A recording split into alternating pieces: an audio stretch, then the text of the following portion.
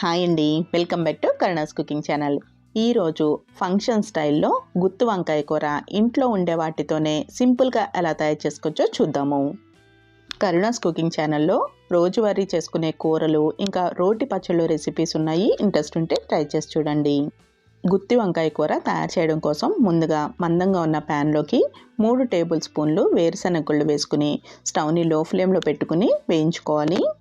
వేరుశనగ గుళ్ళు కొంచెం వేగిన తర్వాత ఇలా పొట్టు వచ్చేస్తుంది. అలా పొట్టు వచ్చేస్తున్నప్పుడు దీనిలోకి 1 టేబుల్ స్పూన్ ధనియాలు, 1 టేబుల్ స్పూన్ జీలకర్ర, 2 టేబుల్ స్పూన్లు నువ్వులు, 2 ఎండుమిరపకాయలు వేసుకుని వేయించుకోవాలి.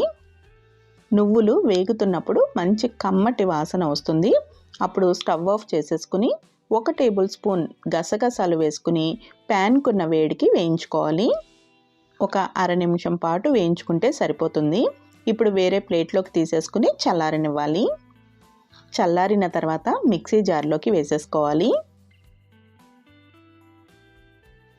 ఇప్పుడు దీనిలోకి రుచికి సరిపడా ఉప్పు ఇంకా 1/2 టీ స్పూన్ వరకు పసుపు వేసుకుని గ్రైండ్ చేసుకోవాలి.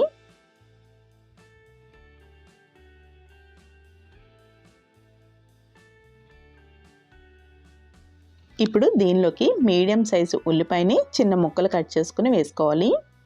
ఇంకా 6 వరకు పొట్టు ఒలిచిన వెల్లుల్లి రెమ్మలు, 1/2 ఇంచు అల్లం ముక్క వేసుకుని గ్రైండ్ చేసుకోవాలి. దీనిలో నీళ్లు వేయాల్సిన అవసరం లేదండి, మనకి ఉల్లిపాయ వేసాం కాబట్టి ఆ తడి సరిపోతుంది. చూసారు కదా, ఇలా మెత్తగా గ్రైండ్ చేసేసుకోవాలి.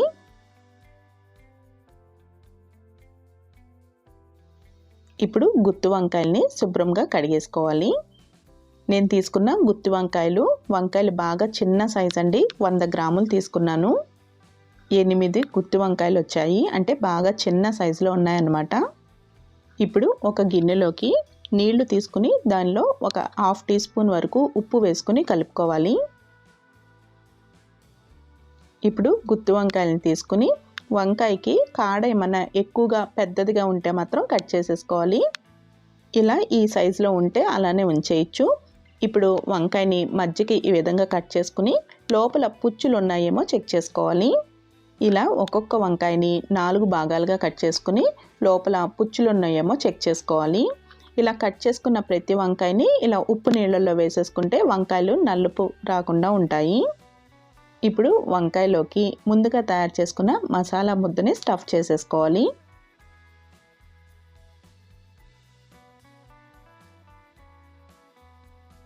ఇదే విధంగా అన్ని వంకాయల్లోకి కూడా స్టఫ్ చేసేసుకోవాలి.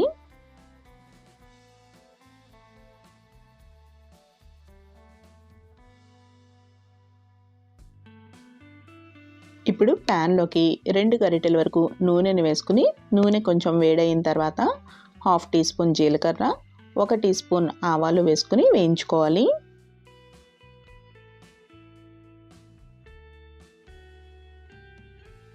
ఆవాలు చిటపటలాడుతున్నప్పుడు దీనిలోకి 4 పచ్చిమిరపకాయలు చీరికల్లాగా కట్ చేసుకుని వేసుకోవాలి. ఇంకా కొంచెం ఫ్రెష్ కరివేపాకు కూడా వేసుకుని వేయించుకోవాలి. ఇప్పుడు స్టఫ్ చేసిన గుత్తి వంకాయలన్నీ కూడా ఈ నూనెలో వేసేసుకుని మూత పెట్టుకుని మగ్గనివ్వాలి. మధ్య మధ్యలో మూత తీసుకుని వంకాయల్ని రెండో వైపుకి కూడా టర్న్ చేసుకుని 2 వైపులా కూడా మగ్గించుకోవాలి.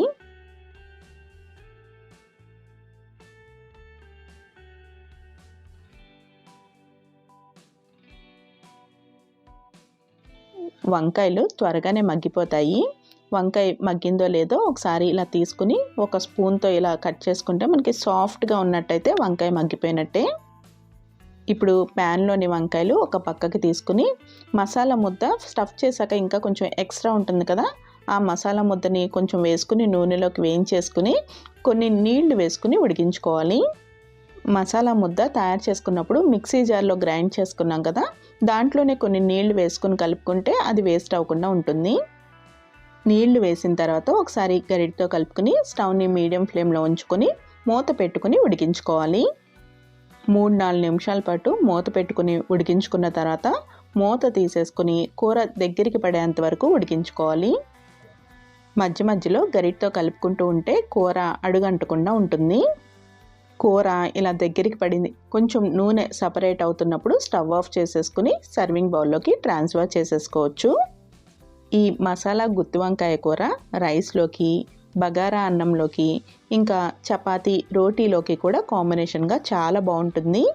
మరి గుత్తి వంకాయ రెసిపీ నచ్చినట్టయితే కరుణాస్ కుకింగ్ ఛానల్ని సబ్స్క్రైబ్ చేసుకోండి.